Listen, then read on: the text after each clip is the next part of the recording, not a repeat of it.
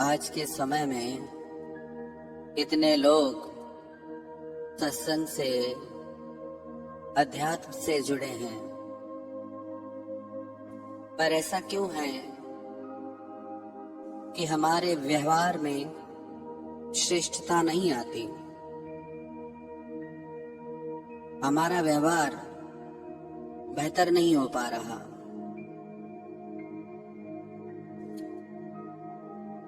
सबसे जरूरी है हमारे मन का पवित्र होना। तो मन पवित्र करने के लिए क्या साधन है?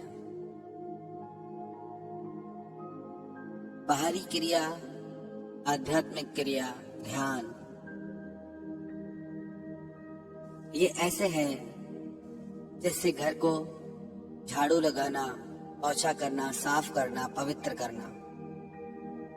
पर यदि बार बार उसमें कचरा गिराए, एक बार घर साफ करके सारा दिन कचरा डालते जाएं, तो क्या वो घर साफ रह पाएगा?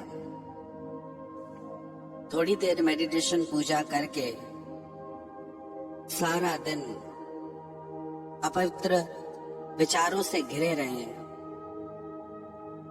अपवित्र कर्म करें, तो क्या थोड़ी देर का ध्यान, थोड़ी देर की पूजा उसे रोक पाएगी? यदि हमें मन पवित्र करना है तो उसके लिए जरूरी है हमारा अन्न पवित्र हो, जो हम खा रहे हो वो सात्विक हो। यदि हमारा अन्न सात्विक नहीं होगा तो हमारा मन कभी सात्विक नहीं हो सकता। यदि हमारा मन तामसी है, रजोगुणी है, तो हमारा मन भी तामसी और रजोगुणी होगा। स्वामी सर्वानंद जी महाराज कहते थे कि जैसा अन्न तैसा मन। सतोगुणी आहार से मन सात्विक, रजोगुणी आहार से मन राजसी और तमोगुणी आहार से मन तामसी होगा।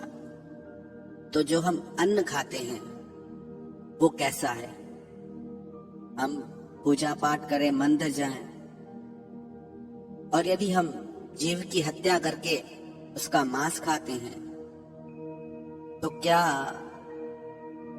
हमारी बुद्धि पवित्र रह पाएगी?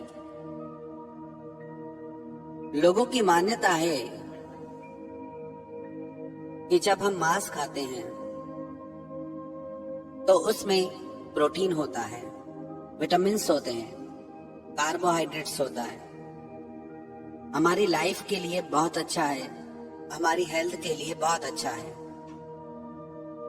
आप कभी सोचें, यदि कोई आपको आपके गले में रस्सी बांध के एक जगह बांध दे और आपको पता हो कि 7 दिन के बाद मुझे काटा जाएगा, मुझे मारा जाएगा, तो आपके अंदर कौन सी भावनाएं आएंगी?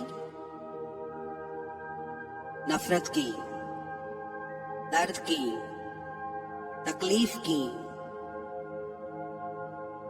और यही आप पशु के साथ करते हैं।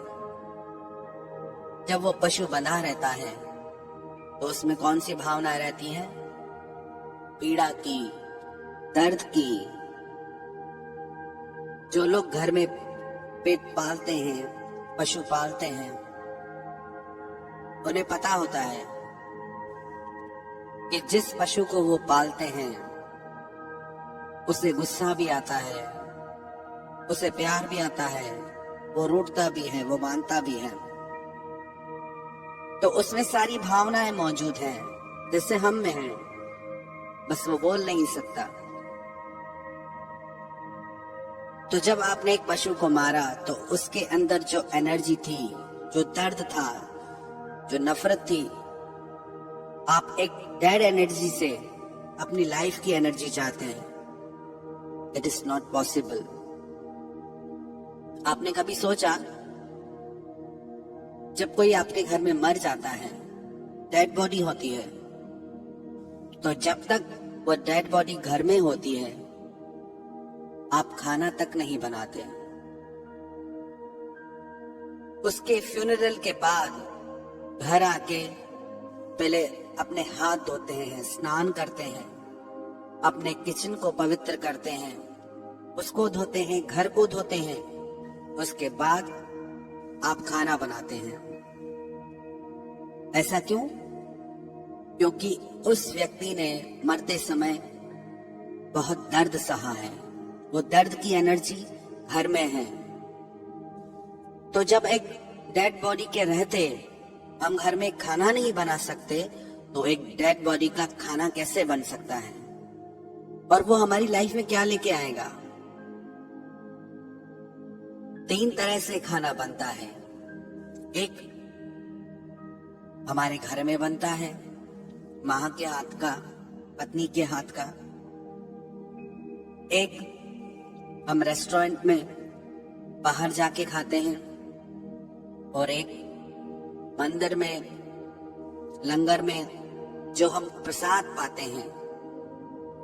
अब तीनों में क्या फर्क है? जो घर में बनता है उसमें माँ की ममता जुड़ी रहती है, उनके भाव जुड़े रहते हैं। जो हम रेस्टोरेंट में जाके, बाहर जाके खाते हैं, उसमें उनकी क्या भावनाएं रहती है? ग्रीड की भावना रहती है कि आप खाओ, हम कमाएं। आपसे धन कमाने की भावना उनमें रहती है। तो जो लोग ज्यादा बाहर खाते हैं, उनमें धन के प्रति आसक्ति बढ़ जाती है। आजकल हम अपने बच्चों को बाहर खाने की बहुत छूट देते हैं, तो उनके लिए माता पिता से बढ़ के भी धन हो जाता है, क्योंकि वो संस्कार ही अंदर नहीं गए। और एक होता है भगवान के मंदिर में मिलने वाला प्रसाद। एक हलवा आप घर बनाते हैं, एक हलवा आप रेस्टोरेंट में खाते हैं, और एक हलवा आपको मंदिर में, गुरुद्वारे में मिलता है। क्या फर्क है तीनों में? जब आप मंदिर से प्रसाद लेते हैं तो उसमें दिव्यता होती है, उसमें सात्विकता होती है। और घर में जो आहार हमें मिलता है, हम उसे भी भगवान को भोग लगा के सात्विक बना सकते हैं। जो हम घर में भोजन बनाते हैं, यदि उसे भी भगवान के समक्ष रख के भोग लगाएं, और जब उनकी दृष्टि हमारे भोजन पे पड़ती है, तो हमारा भोजन भी प्रसाद और अमृत तुल्य बन जाता है, सात्विक हो जाता है, और वो हमारे हृदय में भी सात्विक भावों को प्रकट करता है। हम भोग इसलिए नहीं लगाते भगवान को कि उन्हें भूख लगती है, उन्हें जरूरत है। नहीं, हमें जरूरत है उन सात्विक भावों की। तो जितना हो सके आप घर का खाना खाएं, और वो खाना भी आप पवित्र भावना से बनाएं, क्योंकि आपकी वो भावनाएं सारे परिवार में संचारित होंगी। आजकल तो माता पिता दोनों धन कमाने में लगे हैं। बच्चे या तो बाहर खाएं या घर में नौकर रखें, वो उन्हें खिलाए। जो बच्चे ऐसा खाना खाएंगे वो आपकी कभी वैल्यू नहीं करेंगे, कभी कदर नहीं करेंगे। इसलिए जितना हो सके घर पे भोजन बनाए, और अपने बच्चों को अपनी ममता से, अपने प्रेम से वो भोजन खिलाए। जो व्यक्ति मांस मछली का आहार करते हैं, मांस मछली राक्षसों का आहार है, पशुओं का आहार है, मनुष्यों का नहीं। यदि मनुष्य मांस मछली का सेवन करता है तो उसकी बुद्धि राक्षसों और पशुओं जैसी होने लगती है, उसका व्यवहार भी राक्षसों जैसा होने लगता है। लगते मनुष्य से हैं, दिखते मनुष्य से हैं, पर उनके कर्म पशुतुल्य हो जाते हैं। जब आप मांस मछली खाते हैं तो उस पशु की हत्या में आप भी उतने जिम्मेदार हैं जिसने उस पशु को मारा है जितना वो जिम्मेदार है। मांस खाने वाला, मांस खिलाने वाला, मांस काटने वाला, उसको बनाने वाला, वो सब उतने ही जिम्मेदार हैं।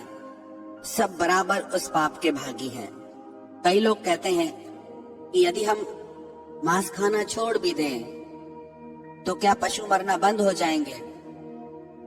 यदि पशु मरना बंद न भी हुए तो उस हत्या से तुम बच जाओगे, पाप से तुम छूट जाओगे। कभी भी उस डेड एनर्जी से आपको लाइफ की एनर्जी नहीं मिलने वाली। आप कितनी ही साइंटिफिक बातें करें हैं, कितनी ही बड़ी बातें करें कि प्रोटीन विटामिन हमें मिलता है, उसके साथ जो आपको भावनाएं मिलती हैं दर्द की, नफरत की, वो आपके जीवन में आएंगी लौट लौट के। फिर हम कहते हैं कि पता नहीं क्यों हमारे जीवन में हमें इतनी नफरत मिलती है, प्रेम नहीं मिलता है।